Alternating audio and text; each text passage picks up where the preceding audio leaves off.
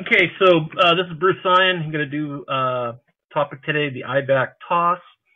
I probably had the privilege of, that maybe a lot of people haven't, but as a player, I got to play against Markham's Triple I stuff when I was a player. I got to coach against it, and now I've actually ran it.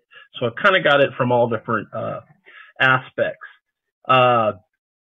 Through most of my coaching career, we had the double wing ready to go. We had a school in our league, Whittier Christian, who the head coach, Tom Caffrey, and then a bunch of his disciples over the years, had run the double wing at Whittier Christian. They ran it since 1973, or versions of it.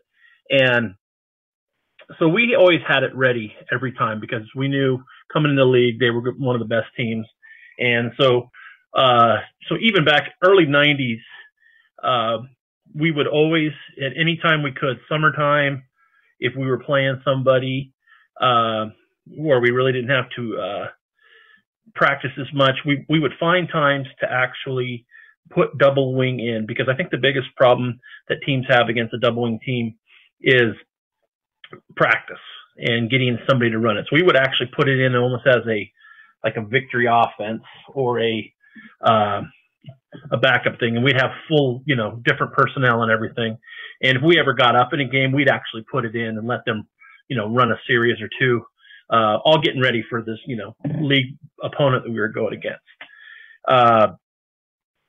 So I've always had that going on. And so one year, I think it was 2007, we were playing, and I had some really good linemen, but they were small. They were 180 pounds at the most. And the quarterback was actually bigger than most of the linemen. And so we were running the jet sweep stuff and passing, and we could not do anything inside. And we were just getting obliterated because we had no inside game, no trap game, no nothing. And so we're 0-5 or 0-4 at that point. And so I took the seniors aside and I said, we're just going to try something crazy here. Now, it was kind of a reverse thing. Don Markham went from his I to the double wing because he had two backs and he couldn't decide who was the best of the two backs to play the tailback, and he didn't want to have one not starting, so he put them both in and then came up with the double wing offense, 1987. So kind of the reverse for me is that I had one back. It didn't have any other backs, so I couldn't run double wing. So we went to the I backs because one of the schools that we played, Whittier Christian, they ran it out of I. And one of the things they did is they had a wide receiver who was just unbelievable, and they would put him out wide, and you had to decide if you wanted to basically let him go one-on-one with your corner or have one less guy against the double wing. And so we put that in. We end up winning the last 5 games, going to the playoffs. That tailback gets hurt in the last game, and then we end up playing the state champion team in the playoffs and getting beat. The next year, we basically graduated everybody and had hardly anybody coming back, but I had those, except for those linemen. And so we went to that full time, and actually it made us pretty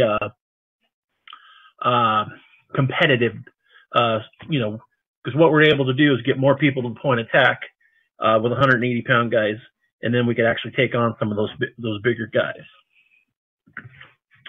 All right, so base play, some people call it the pitch, some people call it the toss. Jerry Vallotton has the book, The Toss, and some call it the superpower. I believe Don Markham calls it the pitch. Jerry called it the toss, and then Hugh Wyatt called it the superpower. So a little history of it. 1958 Rose Bowl. Woody Hayes ran basically the early version of this thing, and this was kind of a big play out of the tee.